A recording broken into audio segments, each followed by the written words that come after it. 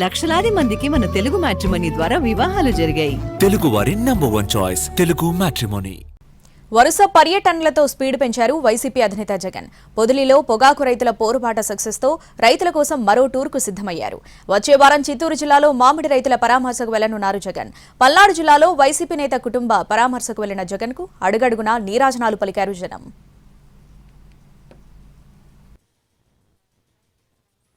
2019లో 151 సీట్లతో తిరుగులేని ఆధిక్యంతో అధికారాన్ని చేజెక్కించుకున్న వైసీపీ 2024 ఎన్నికల్లో కేవలం 11 స్థానాలకు పరిమితమైంది.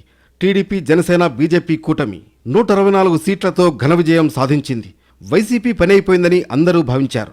అయితే పార్టీ భారీ ఓటమిని చవిచూసినా వెంటనే కోలుకున్నారు జగన్. పార్టీ నేతలతో వరుసగా సమీక్షా సమావేశాలు నిర్వహిస్తూ వస్తున్నారు. కార్యకర్తలతో భేటీల్లో జగన్ 2.0 అంటూ పరిచయం చేశారాయన.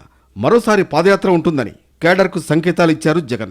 దీంతో పాటు క్షేత్రస్థాయిలో పార్టీని బలోపేతం చేసేలా కార్యాచరణ ప్రణాళికను రూపొందించుకుంటున్నారు. కేడర్లో ఊపు తెచ్చేలా నిర్ణయాలు తీసుకుంటున్నారు. కూటమి ప్రభుత్వ వైఫల్యాలను ప్రజల్లోకి తీసుకువెళ్లేందుకు రైతు ధర్నాలు, విద్యుత్ ఛార్జీల పెంపుపై నిరసనలు, ఫీజు రియంబర్స్మెంట్ ఆందోళనలు, వెన్నుపోటు దినం పేరిట నిరసన కార్యక్రమాలు చేపట్టారు. మరోవైపు ర్యాండమ్గా ఆయన ప్రజల్లోకి వెళ్లేందుకు పరామర్శలు చేస్తున్నారు. మిర్చి రైతుల కోసం గుంటూరు మిర్చి యార్డుకు వెళ్లారు. కార్యకర్త కుటుంబాన్ని పరామర్శించడానికి రాప్తాడు నియోజకవర్గం రామగిరి పర్యటనకు వెళ్లారు. తాజాగా పొగాకు రైతుల కోసం ప్రకాశం జిల్లా పొదిలికి పోరుబాటకు వెళ్లారు. పొదిలి నిరసనలు, కేసుల సంగతి అటుంచితే జనం వచ్చిన కిక్తో కొత్త పర్యటనలకు సిద్ధమయ్యారు జగన్. ప్రతి వారంలో 1-2 చోట్ల పరామర్శలు ఉండేలా రూట్ మ్యాప్ సిద్ధం చేస్తున్నారు జగన్. కూటమి ప్రభుత్వం అధికారంలోకి వచ్చాక సూపర్ 6 హామీల అమలును పట్టించుకోకుండా రెడ్ బుక్ రాజ్యాంగం అమలు చేస్తోందంటూ ప్రజల్లోకి వెళుతున్నారు. తెనాలిలో ఎస్సీ యువకులపై పోలీసుల లాఠీ జులుంపై అక్కడికి వెళ్లి ప్రశ్నించారు. జగన్ తెనాలి పర్యటనకు కూడా మంచి స్పందన వచ్చింది. గత వారం పొదిలి పర్యటన అనంతరం సత్తెనపల్లి మండలం రెంటపాళ్లకు వెళ్లారు జగన్. గత ఏడాది పోలీసుల వేధింపులకు ఆత్మహత్యకు పాల్పడ్డ వైసీపీ నేత నాగమల్లేశ్వరరావు కుటుంబ సభ్యుల్ని పరామర్శించారు.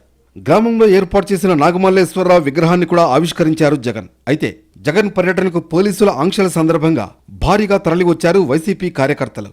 3 గంటల్లో పూర్తి కావలసిన కార్యక్రమం దాదాపు 10 గంటలకు పైగా పట్టింది. అడుగడుగునా జగన్ పర్యటనలకు జనం నీరాజనాలు పలికారు. దీంతో సత్తెనపల్లి పర్యటన వైసీపీకి మంచి బూస్టప్ ఇచ్చినట్లయింది.